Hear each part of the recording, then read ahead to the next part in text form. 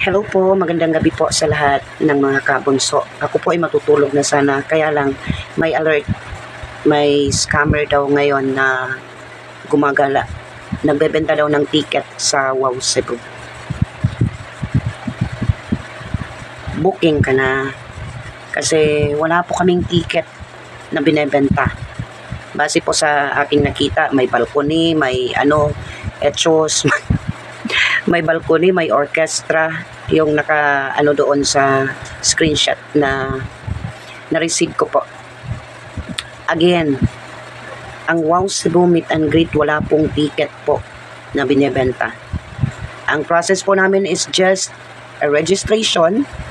Sa akin muna kayo mag-i-inquire for registration before po kayo magbayad sa inyong 2,000 pesos. Again, 2,000 pesos lang po. Wala pong balcony, orchestra, which is kakaiba ang mga niyan, mga rate niyan. Again, 2,000 pesos.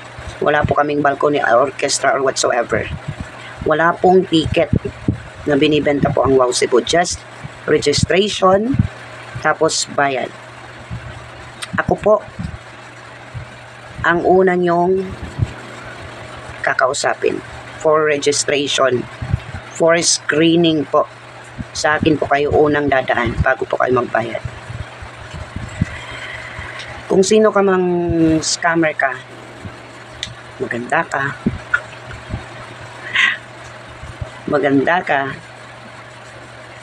sige lang.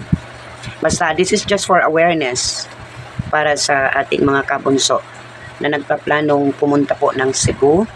Wala pong ticket po kaming binebenta. Again, walang ticket. Registration lang po ang sa amin. First, ako ang kakausapin nyo for registration, screening, baka may purimaw na makapasok. Para maging aware po yung mga kabunso na walang kaalam-alam about sa meet and greet sa Cebu. As head organizer ng Wow Cebu, wala po kaming ticket na binebenta. Just a registration lang po